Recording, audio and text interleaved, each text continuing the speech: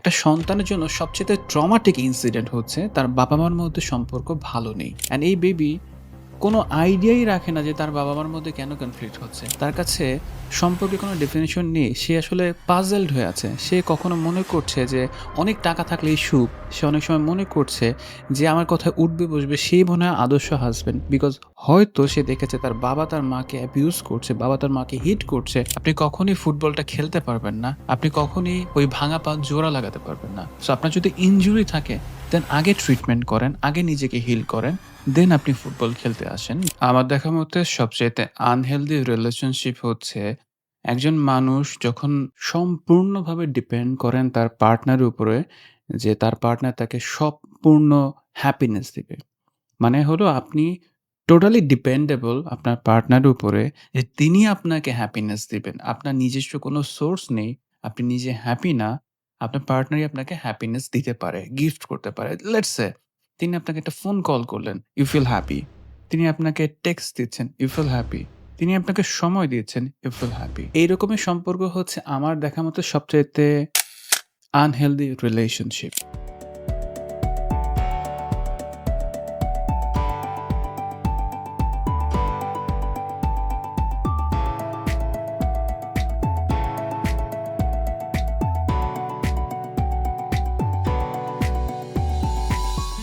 ১ম এ আসেন, আপনি একজন ছেলে, আপনি একটা মেয়ের উপর ডিপেন্ডেন্ট। যে ওই মেয়েটা যখনই আপনাকে টেক্সট দিচ্ছে, ও রেসপন্স করছে, আপনি হ্যাপি ফিল করছেন। আপনার দিক থেকে আপনি যথেষ্ট এফোর্ট দিচ্ছেন। আপনার 100% এফোর্ট আপনি তাকে দিচ্ছেন। তার সাথে থাকার জন্য, তার সাথে টাইম স্পেন্ড করার জন্য বা সম্পর্কটাকে এস্টাবলিশ করার জন্য। কিন্তু অন্যদিকে ওই মেয়েটার দিক থেকে কোনো এফোর্ট নেই। সে আপনাকে ঠিকমতো সময় দিচ্ছে না, ঠিকমতো কেয়ার করছে না। আপনাকে মাসে ১ বার ২ বার ফোন দিচ্ছে, তাও তার প্রয়োজনে তিনি ফোন দিচ্ছে।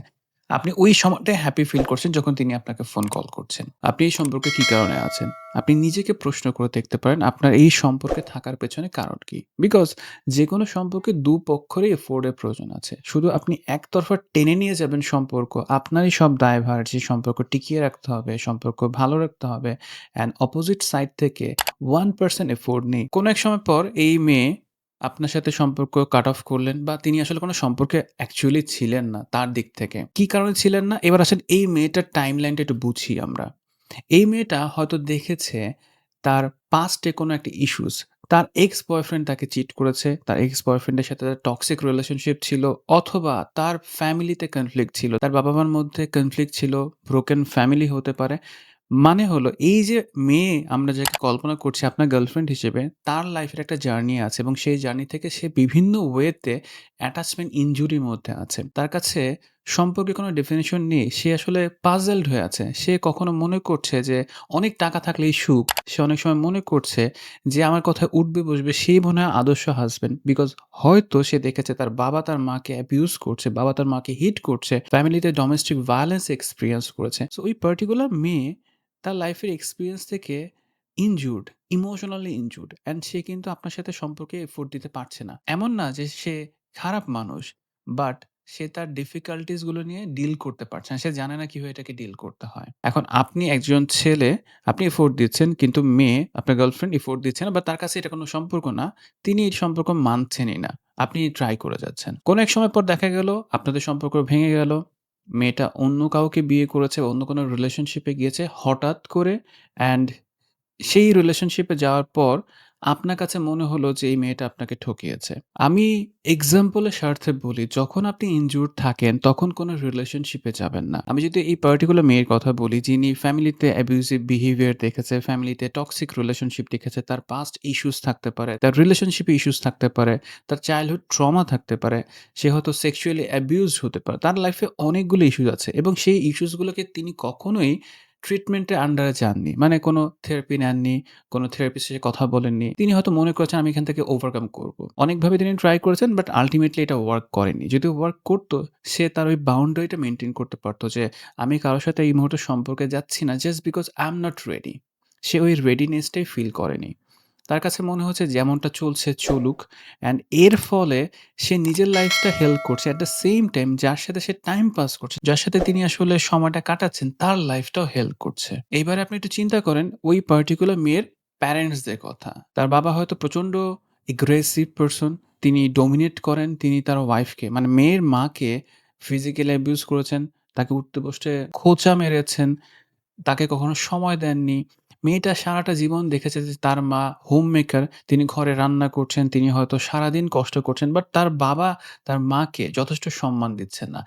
একটা সন্তানের জন্য সবচাইতে ট্রমাটিক ইনসিডেন্ট হচ্ছে তার বাবা-মার মধ্যে সম্পর্ক ভালো নেই। একজন সন্তান সারা জীবন একটা ভুল কনসেপ্ট নিয়ে বড় হয় যদি দেখেন যে তার বাবা তার মাকে সম্মান করছে না অথবা তার মা বাবাকে সম্মান করছে না। তাদের মধ্যে একটা হেলথি রিলেশনশিপ যখন দেখতে পায় না ওই সন্তান, এটা তার লাইফের সবচাইতে বিগেস্ট ট্রমা। যদি আমি বাবা এবং মায়ের টাইমলাইনটাকে এক্সপ্লোর করা শুরু করি, আপনি দেখবেন তাদের লাইফেও কিছু ইনসিডেন্ট আছে। হয়তো যিনি বাবা তিনি দেখেছেন যে টাকাই সব। তাকে টাকা আর্ন করতে হবে, তাকে বাইরে থাকতে হবে, তাকে অনেক কাজ করতে হবে। বিকজ টাকা ছাড়া জীবন অর্থহীন।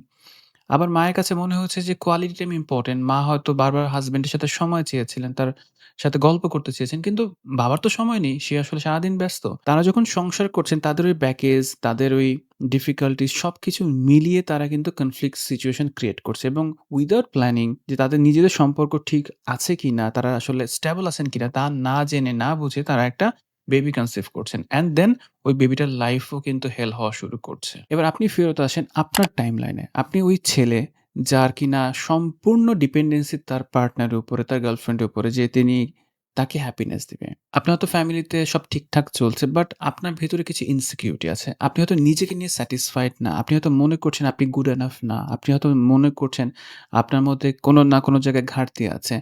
আপনি হয়তো মনে করছেন যে কেউ আপনাকে হয়তো ভালোবাসবে না। আপনি হয়তো লাভেবল না। আপনার এই ইনসিকিউরিটির জন্য আপনি নিজেকে ভালোবাসতে পারছেন না। আপনার ভালোবাসার সোর্স নিজের প্রতি না রেখে আপনি অন্যের উপর ডিপেন্ডেন্ট হচ্ছেন। মানে এটা হলো আপনি মনে করছেন কেউ আপনাকে ভালোবাসা দিলে আপনি ভালো আছেন, কেউ আপনাকে অ্যাটেনশন দিলে আপনি ভালো আছেন।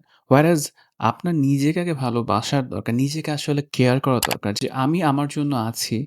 পৃথিবীর সব মানুষ আমার এগেইনস্ট এ যেতে পারে বাট আমি আমার জন্য আছি। পৃথিবীতে যাই হোক না কেন, আমি আমাকে ভালোবাসবো আগে। দেন আমি আমার ফ্যামিলি, আমার পার্টনার বা অন্য যেকোনো মানুষকে সময় দিব। আমি এখানে ৩ টা টাইমলাইন দেখানোর চেষ্টা করেছি। একটা এক্সট্রা টাইমলাইন এড করব। এই মেয়েটা বা আপনি যখন আরেকটা মানুষকে বিয়ে করছেন, ১ম এ আসি মেয়েটার কাছে। মেয়েটা হুট করে কাউকে বিয়ে করল, কোনো ডিসিশন ছাড়াই। তাদের মধ্যেও আন্ডারস্ট্যান্ডিং ম্যাচ করছে না। সে কেন বিয়ে করেছে সে হয়তো জানে না সে কেন বিয়ে করেছে। অ্যান্ড তারপর তাদের মধ্যে কনফ্লিক্ট হচ্ছে, সেখানেও ভায়োলেন্স ক্রিয়েট হচ্ছে, সেখানেও আর্গুমেন্ট হচ্ছে। অ্যান্ড দেন ফ্যামিলি পারসন যারা সিনিয়র আছেন তারা বললেন, "তোমরা একটা বেবি নিয়ে নাও। দেন তোমাদের প্রবলেম সলভ হয়ে যাবে।" তারা বেবি নিল। অ্যান্ড এই যে একটা বেবি জন্মগ্রহণ করলেন, তিনি বড় হওয়ার পর দেখলেন তাদের বাবার মধ্যে এগেইন কনফ্লিক্ট। অ্যান্ড এই বেবি কোনো আইডিয়াই রাখে না যে তার বাবা-মার মধ্যে কেন কনফ্লিক্ট হচ্ছে। অ্যান্ড এই বেবি তার জন্মের পর থেকে একটা আনহেলথি রিলেশনশিপ দেখে বড় হচ্ছে। অ্যান্ড ফিউচারে সে ছেলে হোক বা মেয়ে হোক সেও তার সম্পর্কে একটা ডিজাস্টার ক্রিয়েট করবে। সো আমরা প্রেজেন্টে আসি। আপনি যেই হন, আপনি ছেলে হন, মেয়ে হন, যেই ক্যারেক্টারে থাকেন না কেন, আপনি যদি মনে করেন যে আপনি নিজেকে নিয়ে ইনসিকিউর ফিল করছেন, আপনি যদি মনে করেন আপনার পাস্ট ট্রমা আছে, দেন প্লিজ আগে নিজের ইস্যুস গুলো সলভ করেন। আপনার ইনসিকিউরিটি থেকে নিজেকে ওভারকাম করেন। আপনার ফ্যামিলির সবাইকে আপনি বদলাতে পারবেন না। বাট যা করলে আপনি নিজে ভালো থাকতে পারবেন সেই কাজগুলো করেন। যে কাজগুলো করলে আপনার ফ্যামিলির ওই অ্যাবিউসিভ হিস্ট্রি থেকে আপনি নিজেকে ওভারকাম করতে পারেন, সেই কাজগুলো করেন। প্রয়োজনে ফ্যামিলি থেকে দূরে থেকেও আপনি এটা করতে পারেন। বাই দ্য ওয়ে আমি যখন এই পয়েন্টটা বলছিলাম যে আপনি চাইলে ফ্যামিলি থেকে দূরে থেকেও নিজেকে হিল করতে পারেন। আমি এরকম অনেকগুলো কেস দেখেছি যেখানে অনেক ক্লায়েন্ট আমাকে বলেন যে, "আমার খুব দম বন্ধকর লাগে আমি যখন বাসায় যাই। আমার কাছে মনে হয় কখন আমি ফ্যামিলি থেকে বের হব?" সো থিং ইজ দ্যাট সে সাফোকেটেড ফিল করছে। সে চাচ্ছে এই ফ্যামিলি থেকে বের হয়ে যেতে। তার কাছে ফ্যামিলি মানেই হচ্ছে একটা টর্চার সেল। সো সে চায় এই টর্চার সেল থেকে বের হবে। একটা হচ্ছে আমি বুঝে শুনে বের হচ্ছি। আমার বাবা-মাকে আমি কখনোই চেঞ্জ করতে পারব না। তাদের মধ্যে কনফ্লিক্ট সারা জীবনই থাকতে পারে। আমি এটাকে অ্যাকনলেজ করছি, অ্যাকসেপ্ট করছি। বাট এর মানে এই না যে সব সম্পর্কই অ্যাবিউজিভ হবে। এর মানে এই না যে সব বাবাই খারাপ বা সব পুরুষ খারাপ বা সব মা খারাপ, সব মেয়েরা খারাপ। এই মাইন্ডসেট নিয়ে যদি আমি ঘর থেকে বের হই, আমি কখনোই কোনো সম্পর্ক ইমপ্রুভ করতে পারব না। অ্যান্ড আপনার যদি লাইফে এরকম কোনো সম্পর্ক না থাকে, আপনি লাইফে কখনো হ্যাপি হতে পারবেন না। সো বাসা থেকে বের হচ্ছেন, হুইচ ইস গুড।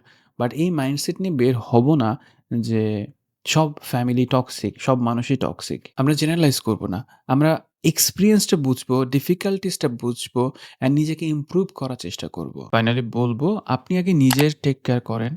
নিজের ইস্যুস সলভ করেন। দেন আপনি চিন্তা করে দেখতে পারেন কখন আপনি রিলেশনশিপের জন্য প্রিপেয়ার্ড। আপনি যদি পাস্ট ইস্যুস থেকে গেট ওভার করতে না পারেন, মুভ অন করতে না পারেন, আপনি যদি কোন জায়গায় স্টাক হয়ে থাকেন, দেন প্রফেশনাল থেরাপিস্ট এর সাথে কথা বলেন, সাইকোলজিস্ট এর সাথে কথা বলেন, সাইকিয়াট্রিস্ট এর সাথে কথা বলেন। যিনি আপনাকে হেল্প করতে পারেন। কিভাবে আপনি আসলে এখান থেকে ওভারকাম করতে পারেন। আপনার ট্রমা থেকে কিভাবে হিল করতে পারেন নিজেকে। বিকজ আপনি যদি পা ভাঙা নিয়ে ফুটবল খেলতে যান, আপনি কখনোই ফুটবলটা খেলতে পারবেন না। আপনি কখনোই ওই ভাঙা পা জোড়া লাগাতে পারবেন না। সো আপনার যদি ইনজুরি থাকে, দেন আগে ট্রিটমেন্ট করেন, আগে নিজেকে হিল করেন। দেন আপনি ফুটবল খেলতে আসেন যে, ওয়েল আমি লাইফটাকে এনজয় করছি। লাইক ফুটবল খেলাটা হচ্ছে একটা মজার জায়গা। আপনি এখানে এনজয় করবেন, আপনি এখানে ইনজুরড হবেন, আপনি হিল করবেন। বাট আপনি যদি ইনজুরি নিয়ে খেলতে আসেন, আপনি কখনোই আসলে এনজয় করতে পারবেন না। আপনি বারবার ইনজুরিতে পড়বেন এবং বড় রকমের ডিজাস্টার আপনার সাথে হতে পারে।